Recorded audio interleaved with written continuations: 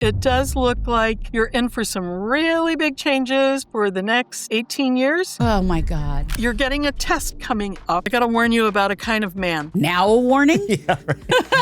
How many more are coming, Stephanie? 5. What? Oh, yeah, there's some in the past. Oh, thank God. Because she's thinking that there's 5 more men that are coming in that she has to do this dance with. Yes, she's right. Wait, no, you just said, wait, what is happening right now? What she's saying is there could be 5 people. Why are you talking slowly? I can hear you. Oh, am I? Okay. Stephanie, I can't take anymore. Oldish. The art of knowing more and caring less. With your host, Randy Spelling, Brian Austin Green, and Sharna Burgess. Okay, buckle up. I hope you're ready for this episode. Brian and Sharna cannot be with me in studio for this episode, so I have an amazing co-host, my sister, Tori Spelling, and she joins me with Stephanie Jourdan, a master astrologer. She is a PhD. She is published, has written books in astrology, and just a phenomenal astrologer. We go into places I didn't expect. I'm going to have to listen back to this one, but definitely stay tuned because this is a wild ride. Stephanie, I haven't seen your face for 20 years. Really? A couple decades. Couple decades. Like a long time. Yeah. Like before you were married. Before I was married. Oh yeah. my gosh. You want to hear something wild? You probably don't remember this, but in my reading that I got with you in your office when you were in Los Angeles, I think you were in the Valley somewhere, Tori and I weren't talking as much back then. And I said, when do you think we will get back together? And there was something about 2025. I don't remember the date, but you said it looks like in 2025, there is this big, and there's something there. And I think it's really kind of funny and interesting that we're here in this room having another reading, even though Tori and I have connected before this, but interesting that we're doing this reading in 2025. That's crazy. It's creepy. That's my daily life. Oh, my life is a little creepy. That's okay. So Creepy fascinating. good. I It's can't good wait. to see you too. Can't wait to get in it. Stephanie, tell us, for those who might not be as familiar with astrology, what is astrology in simple terms, and why would someone want an astrological reading? So it's our relationship to nature on the level of the cosmos. So in the way to know ourselves, we tend to know ourselves through relationships, but also our relationship with everything, plants, animals, temperatures, and definitely the sky was a way for someone to kind of step back and take in the bigger picture and to watch that there's movement and things happening. And so it's an early on method for tracking what's going on with humanity and noticing there's cycles and patterns. Why would someone want a reading? I wonder this myself at times. I think because you want to be sure to make the most of opportunities. And I think that it's very painful to look back and think, oh, I should have bought Bitcoin, for God's sakes, that was in my chart. No, it looks like it's hard to think about missed opportunities, where it's very easy to see them coming up astrologically, and also to get a sense of, here's some natural challenges that show up in your chart. See if this resonates with you. It allows you to reflect on that. It's I think it's kind of prompts us to stop all the noise in our head and just look at things as far as patterns and cycles. It's also kind of fun. It's kind of fun to have something besides everyday, talk therapy. Sorry, everybody, but it's It's nice to take in all the planets. In talk therapy, you're dealing with one planet, which is good. It's the planet that tends to be repressed in you. So that person is holding the reflection or the shadow so they can easily see what would be helpful for you. Astrologically, you get all the planets. They're all talking to you. They're talking whether you're sleeping or you're conscious, whether you know what you're doing or not. As you get a familiarity with these aspects of your psyche, keeps your life in balance and allows you to express those energies in a positive way. So, for instance, in your chart, Randy, it looks like you're all about justice and you can't stand injustice. You got a lot of Libra going on there. So for those that know astrology, Sun and Pluto within like a degree of each other in Libra, Moon and Capricorn, Libra rising, Mercury in Libra, then Venus, the chart ruler, sandwiched or keeping company with Mars and Uranus. You like fairness. You like things to be fair, to make sense. You like to help. You're a natural No. humanitarian, mediator. However, that's not where your growth is. Like, what? But that's, Right. you already mastered that in a bunch of past lives. Done. Move on. So for you, it's about, I don't need things to be fair in the small picture of this one incarnation. This is like a little slice of many, many lifetimes, especially aliens. And I just need to withdraw myself from situations or people that don't make me happy. So simple when I say it, right? Yes. Right. Yeah. So simple. But you're right. I love looking at parts of self. I think it's very powerful because you're right. We look at the story a lot of times in any form of talk therapy, and I think that can be very powerful for people. But it gets really interesting when you start to work with these other parts that are more dormant, more repressed, more hungry to come out and play that might not be playing currently.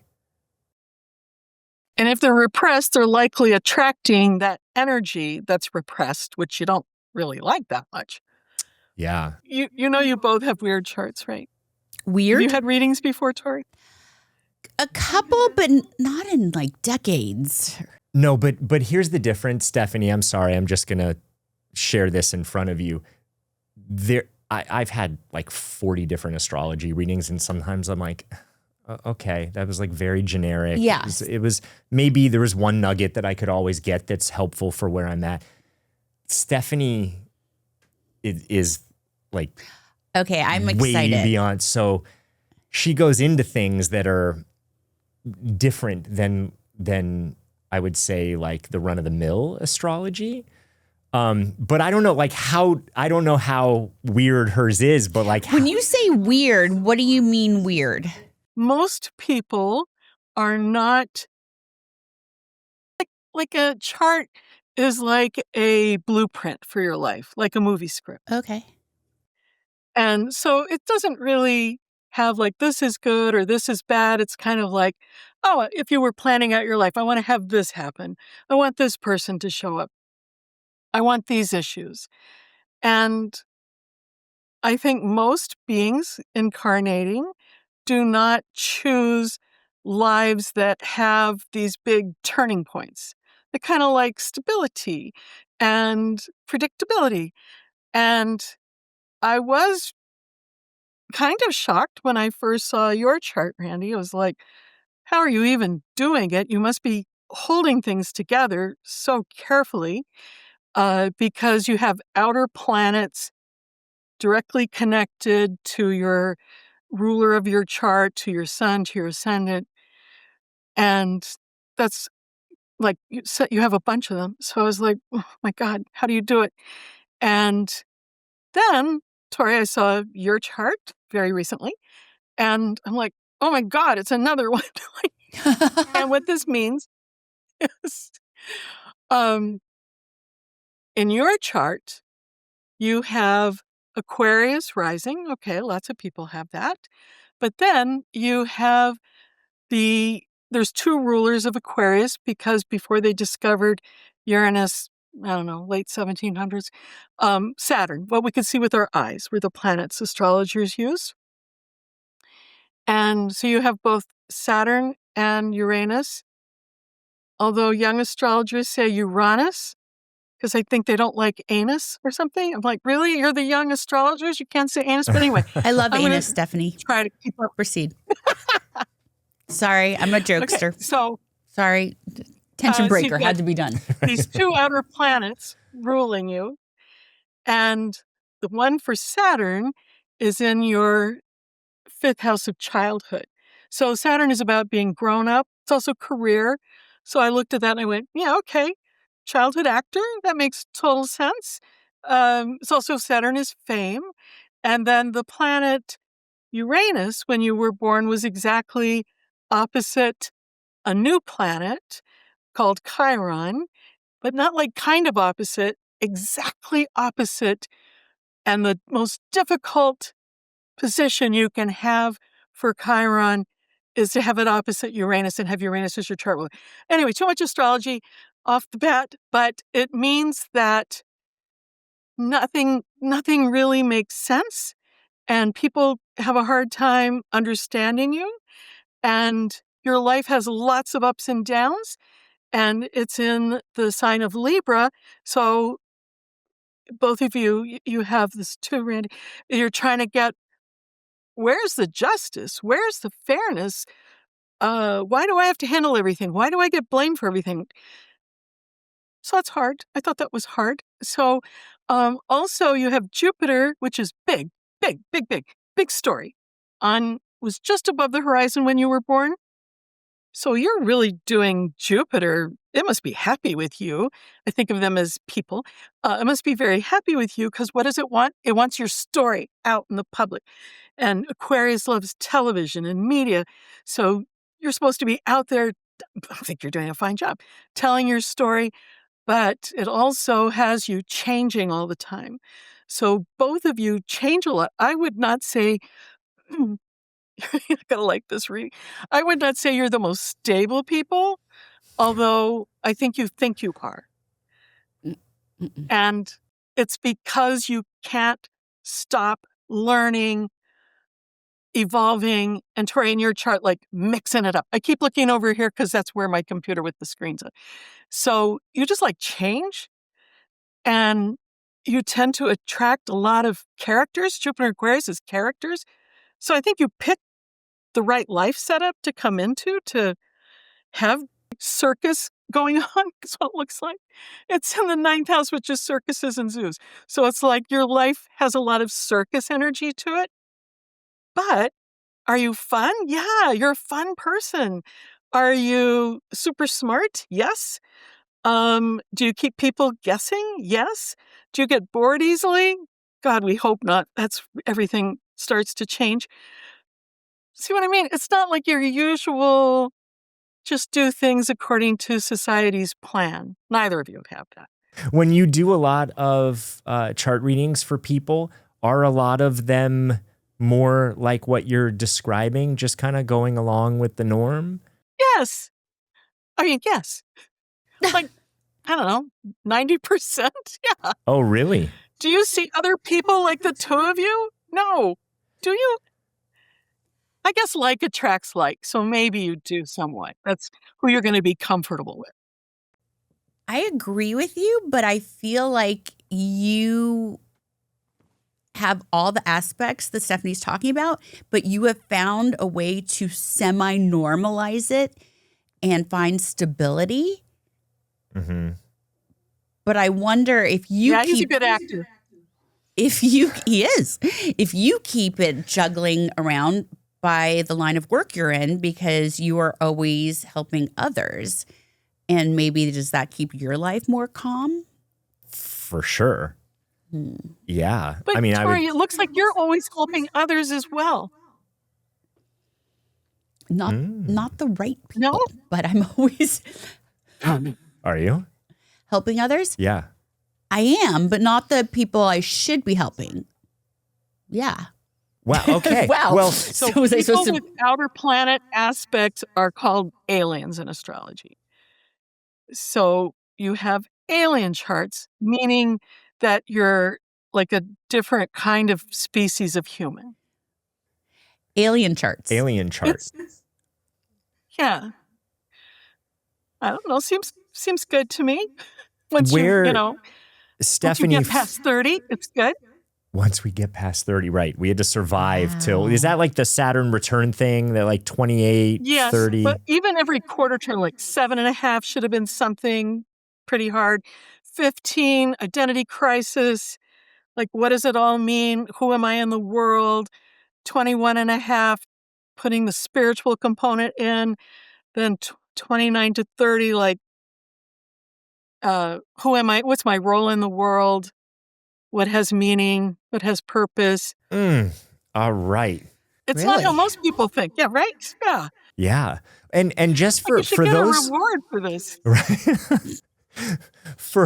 For those who do know astrology and follow astrology, the thing that you're mentioning about this alien construct, is that like a certain sect of astrology, or is that like a normal term that everyone knows? I don't think everyone knows it, but a lot of people do. So it was a label that an astrologer named Edwin Steinbrecher, who came from a whole family of astrologers, and because he also was very Jungian psychology inclined, he wanted to understand each planet as an archetype and that dynamic of like an energetic aspect of God. So we talk about it more now than we used to, but like there's the healer archetype, there's the mother archetype, um, there's the child archetype. But whereas most astrologers at the time didn't concern themselves so much with outer planets, because he had this outer planet alignment. And as he said, he was fascinated by himself. So, okay, good for you, Ed. Um, he really focused on it. And he was all about Hollywood. And so he looked for Hollywood people that had that and got them to come into, I want to say, his lair. He was on Mount Olympus, and the place was set up like a monastery. And he talked about this kind of chart that was dominated by an outer planet, and that it was risky to be born with that because it's not a personal, huggy, kind of easy energy. So Saturn, which rules fame, that's not an easy energy to contain personally, and it rules great things, success, but it also rules feeling like you're a fake. It also rules, like it demands so much of you, and you take it personally. Like, I have to be everything. I have to be able to be accountable to all the people in my field, to all the authority figures. It's too much. Like, why would you pick that? Anyway, great that you did. It's a hard energy to get into the earth, into humanity's thinking. So individuals who have this help. They help it like in a big way. In the physical world, you give an expression of it. Then we have the planet Uranus, which is about channeling, and it's about being a rebel and interruptions and being woke and politics and television, media. I didn't know at the time, but internet, and it's very interruptive. So, Tori, you have both. You have this thing that's building success for you since childhood, and then your own self interrupts it every so often. Like, boom, let's freshen this up. I'm tired of this. Let's do something new. Very hard to embody AKA because self-sabotage? it's not a calming. Well, that's Pluto, but in your case, you have Pluto and Uranus both in Libra. It's not sabotage. I think you get bored. Your chart loves drama. You have the moon in Scorpio. So for those who know astrology, Sun, Mercury in Taurus, Aquarius rising, Jupiter just above the ascendant, Venus in Gemini, Mars in Pisces. I'm assuming everybody knows it's Saturn in Gemini, Uranus in Libra, Neptune in Sagittarius, Pluto in Libra. So there's a lot of love of drama here and fun and creativity. So the moon in Scorpio likes it to be intense. Like, it doesn't just want like, oh, this is fun.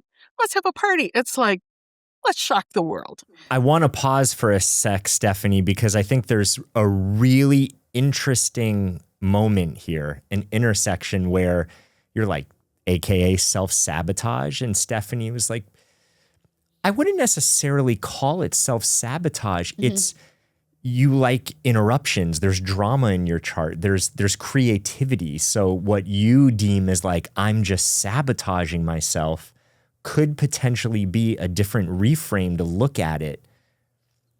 You're just doing your job, waking people up. That's what you're supposed to do. And also, you tend to evolve in like the future a lot. It's startling for myself. I don't know if I'm waking other people up. It's kind of like, you don't think you're waking other people up? No, not yet. I think I could. I think I will. If it's kind of like cooking and baking. Baking is very precise. If you don't have the precise measurements, if you interrupt it, you're going to flatten the cake, right? Cooking, you could be like halfway through, like, I'm just going to go rogue and throw different things in. And you're like, ooh, waking it up to something new and creative. So I think for me, there's a bit of baking in there because I'll like climb that hill and then slide back down. Climb that hill, slide back down. Perfect description. Saturn is the baking, one of your chart rulers. It's all about measurement, time, and space. And Uranus is like, oh, we better throw that in before it goes bad. Let's add it for the cooking part. I don't think it's easy to be you. Maybe lots of people think it's easy to be you. I don't think so. Because you have Venus in your 5th house that loves drama. It loves to see what would happen, what if kind of thing. And then your moon in Scorpio kind of goes to worst case scenarios. Like, can I survive this? What if this happens? Can I survive this? To know how far to push things. I think you're doing pretty well. I think you're doing actually really well as a person who's supposed to be in the spotlight, changing things and saying, I'm good. I'm good with who I am. I'm good with my past. It does look like you're in for some really big changes for the next 18 years, kind of an identity crisis. Wait. Having an identity crisis? I think so. Stephanie, I can't take anymore. Yeah. No, it's a good Barely thing. holding on It's a at good this thing because point. what is the underlying theme? It's freedom. You end up with freedom. Okay. It'll be fun, Tori.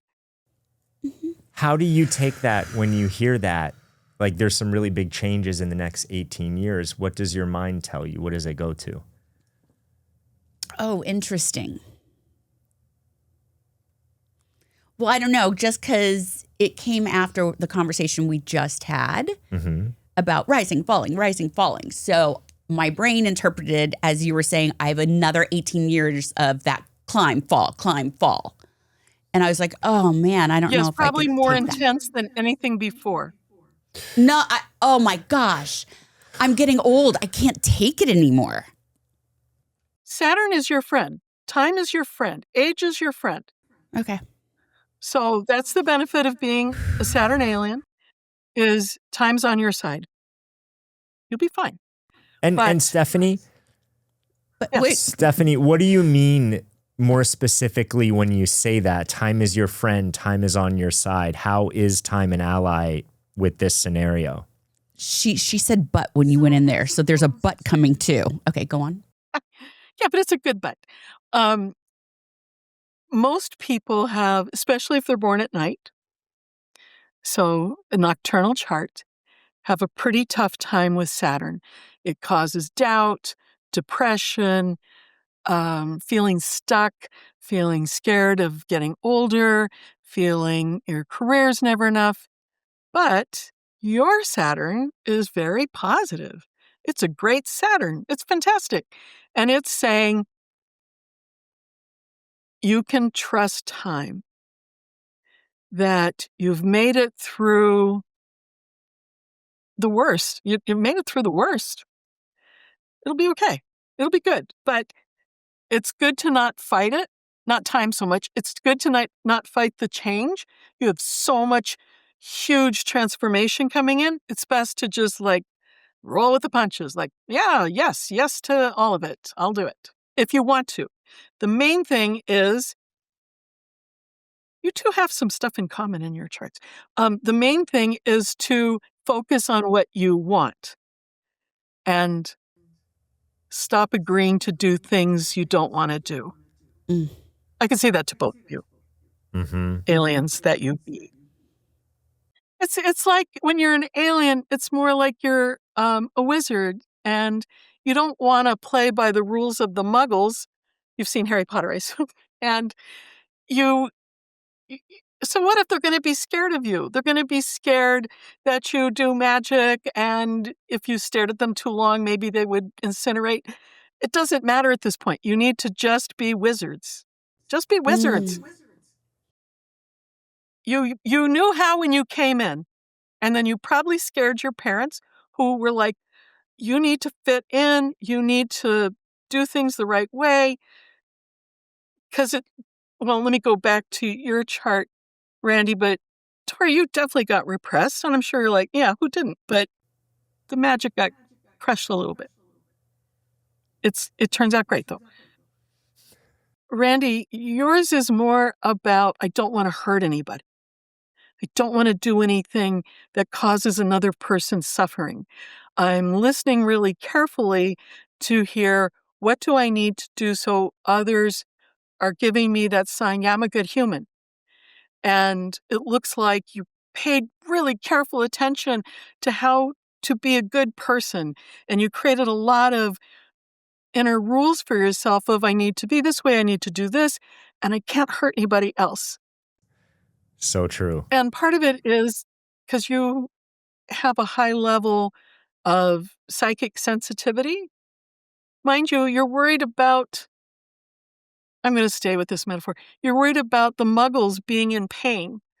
Like, you don't really need to be worried about the muggles. They have to take care of their own stuff.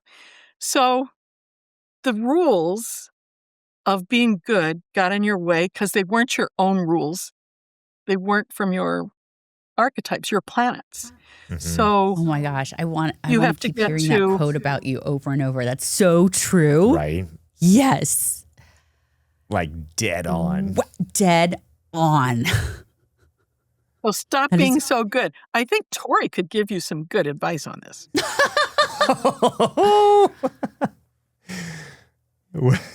She's a rebel. That's your main thing, Tori. You're a rebel. Dead on. You know what's funny? It really describes our personality so well in the sense of always you would not play by the rules. Yeah. Not that you don't have that in you, Right, because I'm you're a people aware. pleaser. You are a people pleaser, But- but there's also a part of you that's like, I'm not going to do that. I'm just going to withdraw, or I'm not going to, like, you have more of that rebellious side For in sure. you than Oh, yeah, me. yeah. Yes. Wow. Okay. So Randy, I'm gonna- you get that you're too nice for your own good, right? yeah, I'm working on it. I really, Okay. I'm working on it, day by day. Cause it's weird. That seems like a weird thing to work on. Like, don't be so nice or don't be too nice. But I think the way that I interpret let's that, reframe it. Mhm. Let's be more authentic to Yes. your blueprint right. rather than others' blueprints that have nothing to do with you. It would have been nice if someone said to you, I don't know what you should do, but I know you know inside of you, like as a little kid. So you do what you know is right for you. I'm there for you if you need me, but I don't know. Yeah. To go back to my original upsetting statement, I don't know, you're weird. So, Yeah. in the highest possible complimentary way. Yeah. No, I do think you want to be as- bland? No. No. I don't want to be bland. And I think as parents too, that we were just talking about this earlier, how to support your child in being them, but also it's hard. You want to try and give some guidance or lay some rules, and it's so hard to just put your hands back and say, okay, you have a blueprint. You're going to be who you're going to be, and I'm going to be there for you through it. So it sounds like you learned from your past. I did. I do. I am. Can I go to Tori's chart for a moment? Yeah, please. Yeah, you could say whatever you want to. Really? Because you can just edit it. Okay. Oh, no. I'm Okay. Trust. You're serious. You can't go too far. Rip open the Band-Aid. She's all about it. She's a rebel. Yeah. Okay, that's right. But she's also sensitive. So I want to Mars in Pisces, like I want to respect that. Okay, so Now what you you say have no? happening? Because you could say I could tolerate a lot, I think, being in this industry and being me. Like I've had everyone say the unimaginable, like horrific stuff. So I think when I think not sensitive, I'm desensitized to feeling stuff, meaning I'm sensitive to it, yes, but I'll just take it and be okay with it, but I'll process it later. So that's one part of you. Or never. It was really tough. Your moon in Scorpio in the 10th house. Oh, she's such a badass. And that's like you're feminine. You've got a nighttime chart. So she's in charge of your career and your public image. But then Mars in Pisces is so psychic, actually, is what I want to say. Like, I think that part really wants to be understood and is sick of being misunderstood. Okay, but I got to warn you about a kind of man. Are you ready? Now a warning? Yeah. Right. Where were you years ago? No, just kidding. Okay. Yes.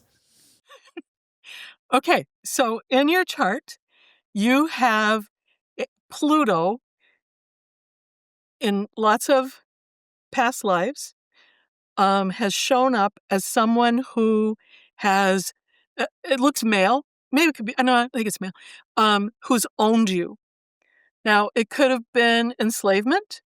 It could have been, but it's in Libra, so probably through marriage.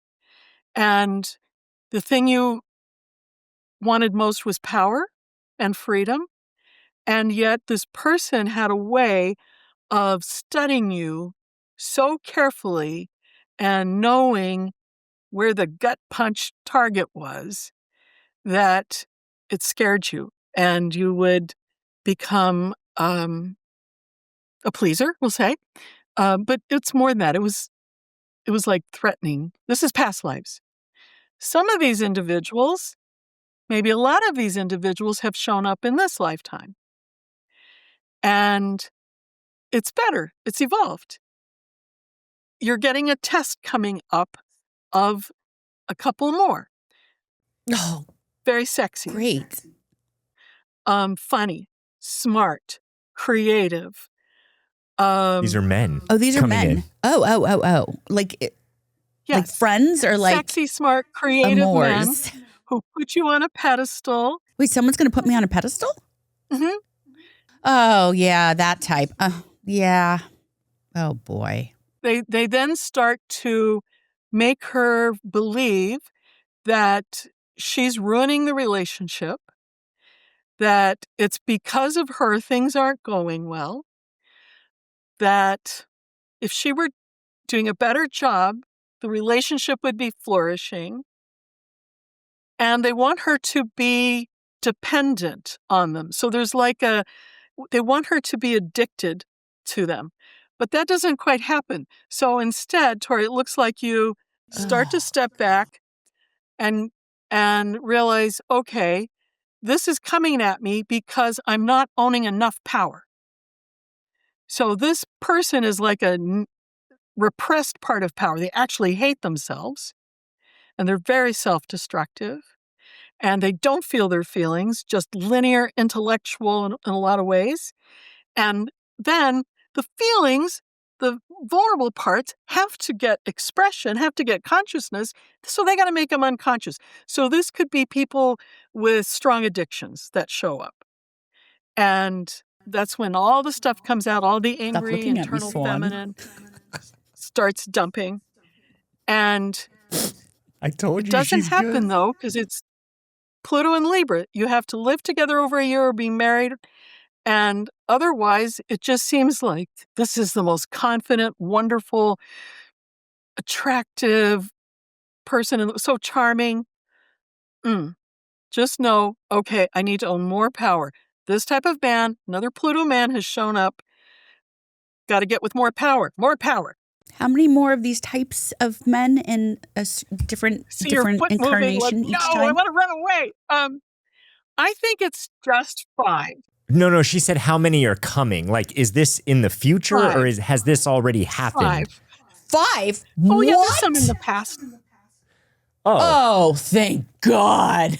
I can't take Right. more I of want to that. be, because she's thinking that there's 5 more men that are coming in that she Yes. has to do this dance with. She's right. Yes. Wait, no, you just said 5 more. Your Wait, what is 5 happening right now? tests. 5 tests. But you said some could have been in the past. I've already experienced some of these You tests. had additional ones in the past. These are 5 new ones. Okay, but you know in advance. And it looks like you have enough experience to say, you're Pluto. No, we're not doing this. Okay. Wait, no. Oh, no, Stephanie. But this doesn't mean, The last one took me 2 years. I'm still in the throes of it. Oh, okay, sorry. let's say another one comes. Could they come at less? Maybe like the 5th one will only be for like a month. No? And then I'll get over that test? No. All you have to do is know this is who this is. We are just being friends. Yeah, I'm not good at You it. can say, Oh. lovely to meet you. I'm never going to marry you.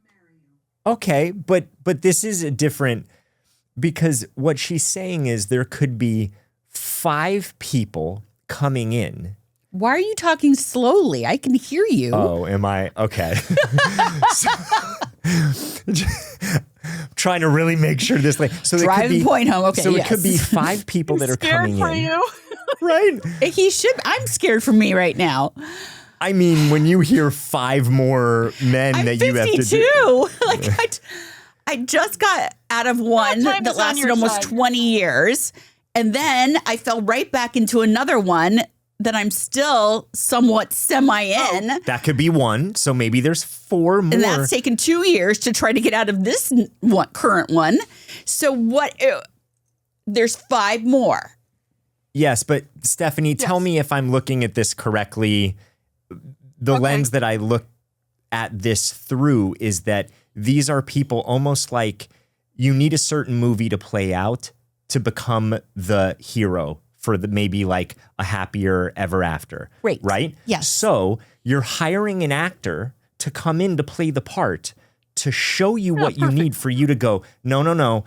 I'm going to choose me. I'm going to choose something different. I know how this plays out. I see the warning signs and the flags. I'm choosing me. I want to show up authentically. And the more that you choose yourself, the more that you get stronger and stronger until you then meet someone who is more aligned with that part of self that doesn't need that sort of thing anymore. Well done. Stephanie, do you think I'm ever going to get married again? Next week on Oldish, is there anything that you could say about career, finance? Okay, so How much is written? Like, I know there's free will. Like, how much free will do we have versus how much is kind of laid out? I think we have total free will. But so you got to feel this new relationship. I mean, you have a huge career change happening. What? There are a lot of things that we talked about in this episode today. It's one thing to hear about this. It's another to take action and create the life that you want.